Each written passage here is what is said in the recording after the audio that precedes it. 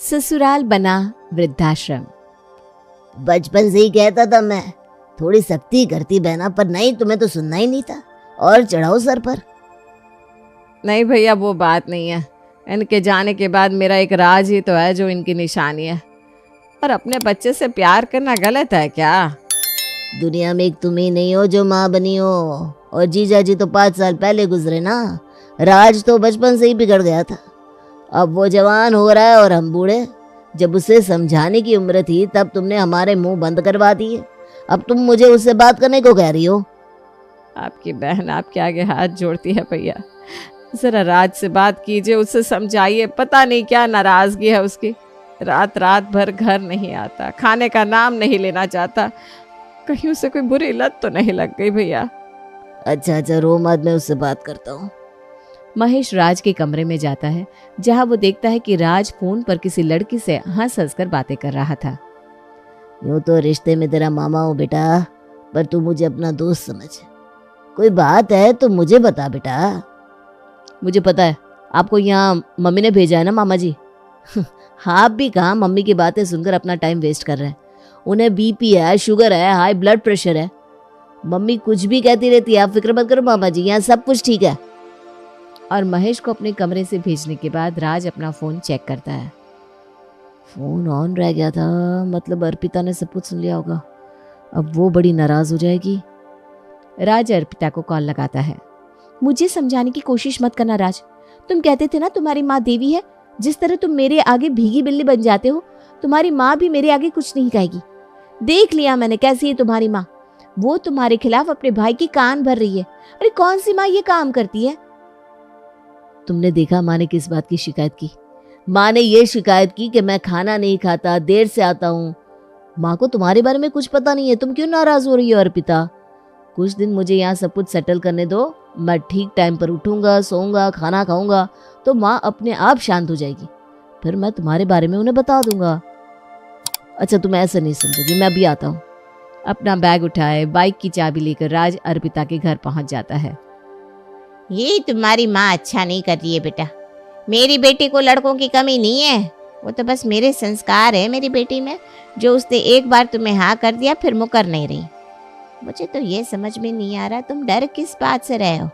सीधा आज ही जाकर अपनी माँ को तुम्हारे और अर्पिता के रिश्ते के बारे में बता दो। और ये तुमसे नहीं होता तो मुझे बता दो, मैं अर्पिता की शादी कहीं और कर दूंगी। अरे नहीं ऐसा मत कहिए मम्मी जी, मैं आज ही अपनी मम्मी से बात करता हूँ। पहले अर्पिता से एक बार मिल लो। राज अर्पिता के कमरे में जाता है और घंटों उसे मनाने में लगा देता है। तो कल तुम मुझे अपनी मम्मी से मिलवा रहे हो क्लब में? क्लब में सही रहेगा क्या? फिर बहस? अरे अच्छा बाबा ठीक है, कल शाम 4 बजे क्लब में। सूट बूट पहनकर राज अपनी माँ के साथ क्लब में पहुंचता है, जहां वो देखता है कि कुछ लड़कों के साथ अर्पिता ड्रिंक एंजॉय कर रही है। ये तो वही लड़की है ना बेटा जिसकी तूने मुझे तस्वीर दिखाई थी? ये तो शराब पीती है। अरे नहीं मम्मी, ये कोल्ड ड्रिंक है। तुम बैठो, मैं अर्पिता को लेकर आता हूँ। राज अर्पिता के पास जाकर उसे धीरे से कहता है, तुम्हें जब पता था कि मैं मम्मी के साथ आ रहा हूँ तो 2 मिनट इंतजार कर लेती। तुम्हारी मम्मी आई नहीं कि तुम अपनी माँ की बोली बोलने लगे। पता नहीं अगर शादी हो गई तो तुम मेरे साथ क्या करोगे? अरे मैं कुछ नहीं कह रहा हूँ अर्पिता, पर मम्मी आज तुमसे पहली बार मिल रही है। क्या इंप्रेशन पड़ेगा तुम्हारा उन पर? जो पड़ता है पड़े, मैं किसी के लिए बदलने वाली नहीं हूँ।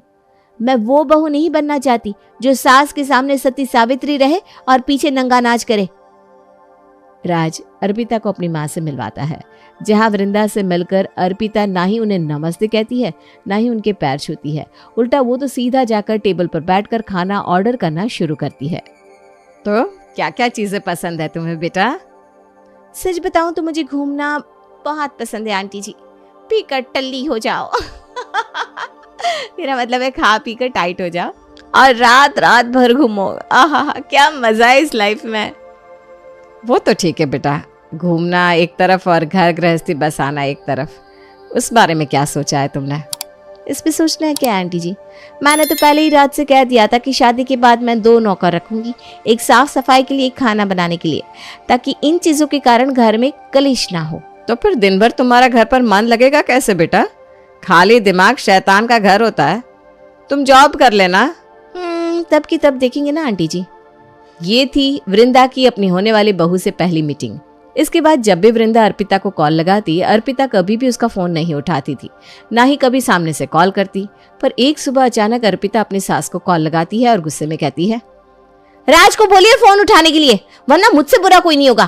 फोन क्यों नहीं उठा रहा है? मैं नौकर हूं क्या उसकी? अरे क्या हो गया बेटा, वो बाथरूम में है। वृंदा जैसे ही ये कहती है फोन कट जाता है। राज नहाकर बाथरूम से जैसे ही आता है, वृंदा उसे बताती है, तुझे जो करना है तू तो वही करेगा, पर एक बार सोच ले, मुझे अर्पिता ठीक नहीं लगती। मतलब वो गलत नहीं है, पर मुझे नहीं लगता कि वो इस घर में ढल पाएगी। 24 घंटे तो तुम दोनों में लड़ाइयाँ होती रहती है। ये 5वां फोन है तुम्हारा इस महीने में, और शायद अभी फोन पर बात करते हुए उसने भी अपना फोन पटक दिया। ऐसे कलेश वाले रिश्ते ज्यादा दिन टिकते नहीं बेटा। इसीलिए अब मैं देर करूंगा ही नहीं मम्मी, मैं अगले महीने ही शादी कर रहा हूँ। वृंदा राज को समझाने की बहुत कोशिश करती है, पर वो तो अपनी मर्जी का ही करता है और अर्पिता को अपने परिवार की बहू बनकर घर ले आता है। यूं तो वृंदा इस शादी से राजी नहीं थी, पर अपने बेटे की खुशी के लिए वो इस शादी में शामिल भी होती है और अर्पिता को अपनी बहू मानकर उसका गृह प्रवेश भी करवाती है। बहू, अब थाली में पैर रखो और अंदर आ जाओ। व्हाट? मैं ये सब नहीं करने वाली। मैंने पेडिक्योर क्यों करवाया है फिर? बाप रे बाप, ये तो मेहमानों के सामने ही अपनी सास की बात काट रही है। पता नहीं पीछे क्या करेगी। जरा जोर से कह लीजिए आंटी जी। नहीं नहीं, आप जोर से कैसे कहेंगे? आपका बेटा आपको जोर से बोलने कहाँ देता होगा, तो धीरे बोलने की आदत पड़ गई होगी ना। शादी में आए, खा पी लिए, अब अपने घर जाइए। कब तक दूसरों के घर की हवा खाती रहेंगी? शोभा देता है क्या आपको ये सब करना? बाप रे बाप, वृंदा तुझे तो अब भगवान ही बचाए। चलो बहनों। क्या जरूरत थी सबको इतना सुनाने की अर्पिता? अब बेकार में पूरा मोहल्ला तुम्हारे लिए एक जजमेंट बना लेगा। रस्म बिना पूरी किए ही अर्पिता कमरे में आ जाती है। मुझे इस बात से फर्क नहीं पड़ता कि मोहल्ले वाले मेरे बारे में क्या सोचेंगे। मुझे इस बात से फर्क पड़ता है कि तुम और मम्मी मेरे बारे में क्या सोचते हो। और वो पड़ोस की सुषमा आंटी, उसकी बातें मुझे बुरी नहीं लगी। मुझे तो बुरा ये लगा कि मम्मी जी नहीं समझी कि मुझे ये सारे नियम कायदे कानून पसंद नहीं है। खैर, सभी के सामने मेरा मजाक बनना था सो बन गया। ये तो मैंने सोचा ही नहीं। मैं मम्मी से बात करूंगा अर्पिता। आज हमारी सुहागरात है तो मन तो खराब मत करो। अगली सुबह वृंदा अपनी बहू के कमरे में लाल रंग की साड़ी और कुछ गहने लेकर जाती है। तुमने जिस भी रस्म को मना किया मैंने मान लिया, पर आज तुम्हारी मुंह दिखाई की रस्म है, ये तो तुम्हें करना ही होगा बहू। हमारे खानदान की ये परंपरा है कि इस घर में जो भी बहू आएगी उसे ये पुश्तैनी गहने और लाल रंग की साड़ी पहनकर मुंह दिखाई की रस्म करनी होगी और भगवान को खुद बनाकर भोग चढ़ाना होगा। आपको क्या लगा कि मैं मना कर दूंगी? ना ना, इतनी भी बुरी नहीं हूं मैं मम्मी जी। अब आराम से बाहर बैठी मैं तैयार होकर आती हूँ। किसी अच्छी बहू की तरह अर्पिता तैयार होकर रसोई में जाती है और हलवा बनाने की तैयारी करने लगती है। सबसे पहले कढ़ाई गरम करती हूँ, मेरा काम तो ये कढ़ाई कर देगी। अर्पिता गर्मा गर्म कढ़ाई में अपना हाथ रख देती और जोर से चीखती है। उसकी चीख सुनकर राज और वृंदा रसोई में आते हैं। अरे तुम यहाँ किचन में क्या कर रही हो अर्पिता? तुम्हें तो कुकिंग आती नहीं। ये होना ही था ना। वो कल जो गलती मैंने सब खराब कर दिया था, मैं उसे ठीक करना चाहती थी। आपके घर का नियम है ना, बहू ही प्रसाद बनाकर भोग लगाएगी, तो वही करने की कोशिश कर रही थी, पर देखो क्या हो गया। जिन्होंने ये नियम बनाया वो भी चले गए मम्मी, और तुम ये नियम पकड़े बैठी हो। तुम बना दो प्रसाद, अर्पिता भोग लगा देगी। और इस तरह अर्पिता अपना दिमाग लगाती है और किसी के सामने बुरी ना बनकर पीठ पीछे अपनी चाल चलना शुरू कर देती है। एक रोज रोती हुई अर्पिता राज के पास आकर कहती है, नागरों को मैं किसके पैसे देती हूँ? तुम्हारे ही ना। तुम कोई पराया तो नहीं हो, मेरे पति हो। और वैसे भी मैं पेरेंट्स की इकलौती बेटी हूँ, सब कुछ तो मुझे ही मिलने वाला है। तो फिर तुम्हारी मम्मी को क्या प्रॉब्लम है? दिन भर इस बात का ताना देती रहती है मैं गलत कर रही हूँ। अब मैं काम भी करने लगी हूँ तो मम्मी जी को मेरे पेरेंट्स से प्रॉब्लम है। फोन पर न जाने किस किस से मेरी चुगली करती रहती है। परेशान हो गई हूँ मैं। अरे नहीं नहीं बेबी, तुम रो मत। पता नहीं मम्मी को क्या होता जा रहा है। अब तक तो हुआ नहीं, पर अब सच में होगा मम्मी जी। अब जब सभी के सामने मम्मी जी मुझे डांटेंगी तो राज बर्दाश्त नहीं करेगा। एक रोज अर्पिता अपने घर पर एक छोटी सी पार्टी रखती है जिसमें उसकी मौसी सास, मामा, ससुर, चाचा, चाची सभी पहुंचते हैं और जानबूझकर अर्पिता अपने ससुर की घड़ी पहनकर कमरे से बाहर आती है और कोल्ड ड्रिंक पीते पीते उस पर गिरा देती है। क्या कुछ नहीं है तुम्हारे पास, पर तुम्हें शांति नहीं है। अब इस घड़ी के पीछे पड़ गई हो तुम। कहते हैं भगवान किसी को जितना देता है उसे उतना ही लालच होता जाता है।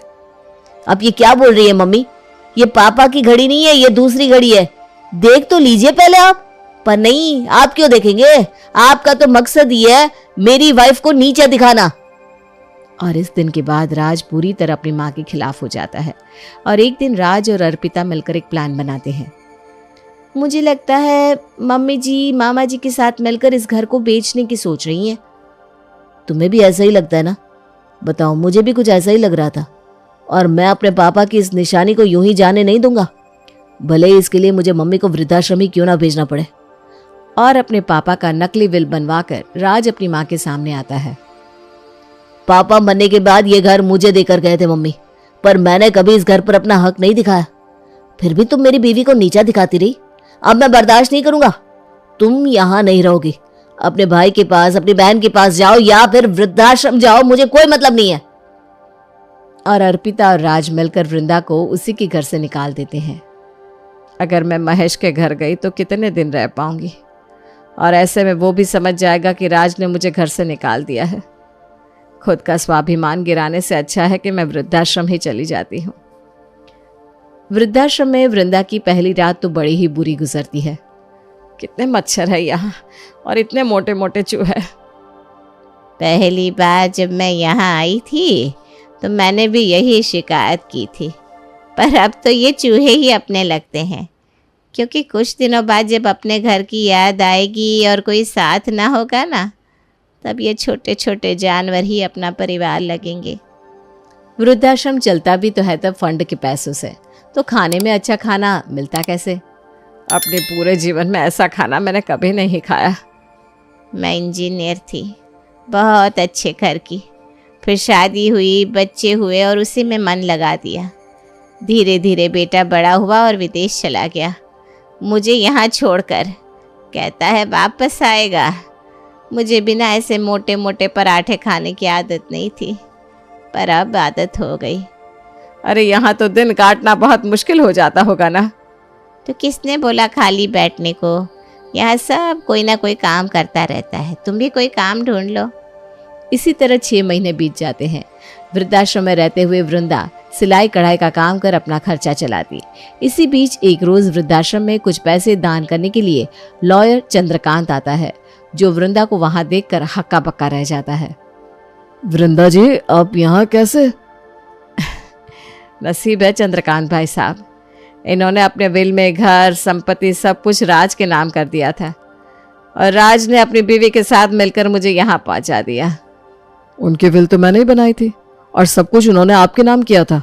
ये सब राज और अर्पिता का किया धरा है।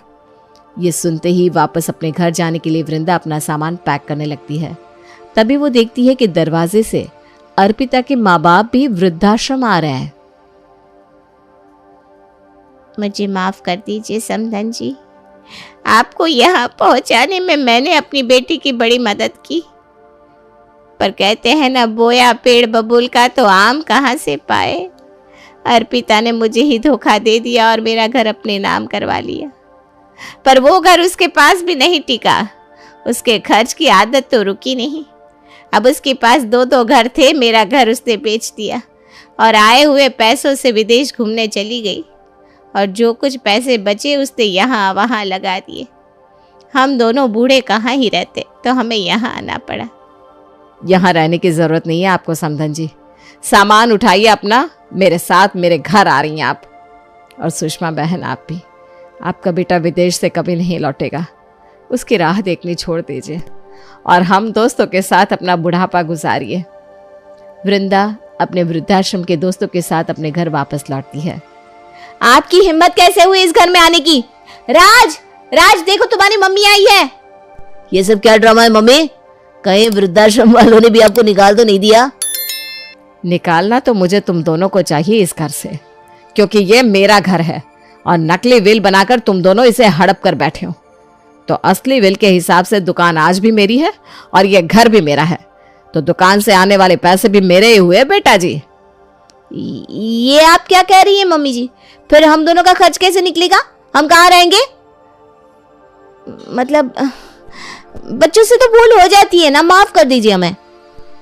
बिल्कुल इस लड़की को माफ मत कीजिएगा समधन जी, ये सब इसी की चाल है, फरेबी है ये। जी तो करता है इन दोनों को इतना मारूं कि इनके होश ठिकाने आ जाए, पर जो लोग चरित्र से ही गिर चुके हो उनको मारने का भी क्या फायदा। इन्हें तो छद नसीब होनी ही नहीं चाहिए। पर माँ हूं ना, चाह कर भी तुम दोनों को बेघर नहीं कर सकती। घर के बाहर जो स्टोर रूम है उस स्टोर रूम में तुम दोनों रह सकते हो, और सभी के खाने के बाद जो रोटियां बचेंगी वो सब्जी के साथ तुम दोनों को दे दी जाएगी। इससे ज्यादा मुझसे उम्मीद मत रखना। और राज और अर्पिता को उनके सामान के साथ बाहर स्टोर रूम में शिफ्ट कर दिया जाता है। कहाँ फंस गई मैं इस लड़की के साथ? पता नहीं वो कौन सा दिन था जो तुम्हारे प्यार में पड़ गई मैं। गलती तो मुझसे हो गई अर्पिता, जो तुम्हारी बातें सुनता रहा हूं। तुम्हारे ही कारण आज अपने ही घर में स्टोर रूम में रहना पड़ रहा है मुझे। वृंदा ने वृद्धाश्रम की कठिनाइयां देखी थी, इसलिए वो अपने घर का दरवाजा उन सभी पेरेंट्स के लिए खोल देती है जिनको उनके बेटे, बेटी, बहू या दामाद ने बेघर कर दिया हो।